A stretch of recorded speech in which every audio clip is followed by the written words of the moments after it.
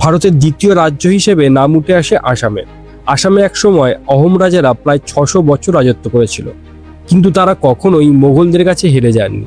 পরবর্তীকালে প্রথম ইঙ্গ-বার্মা যুদ্ধের পর 1826 খ্রিস্টাব্দের 24শে ফেব্রুয়ারি ইয়ান্দাবু চুক্তির দ্বারা আসাম ব্রিটিশ সাম্রাজ্যের অন্তর্ভুক্ত হয়।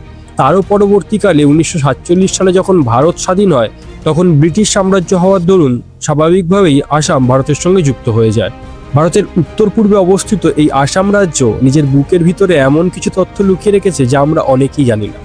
যেমন ধরুন কাজিরাঙ্গা ন্যাশনাল পার্ক। এটি প্রত্যেক বছর বন্যার সম্মুখীন হয়, কিন্তু এই বন্যাই এখানকার জীববৈচিত্র্যকে বাঁচিয়ে রাখতে সাহায্য করে।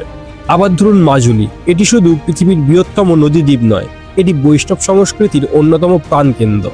আসামের মুগা সিল্ক পৃথিবীর আর অন্য কোথাও পাওয়া যায় না। তাছাড়া ধরুন আসামের চা বাগানে বসবাসকারী টি ট্রাইবস জনগোষ্ঠী, যাদের পূর্বপুরুষদের এনেছিল ব্রিটিশ ইস্ট ইন্ডিয়া কোম্পানি। কোথা থেকে জানেন? ঝাড়খণ্ড, বিহার, ছত্তিশগড়, অন্ধ্রপ্রদেশ থেকে এনেছিল।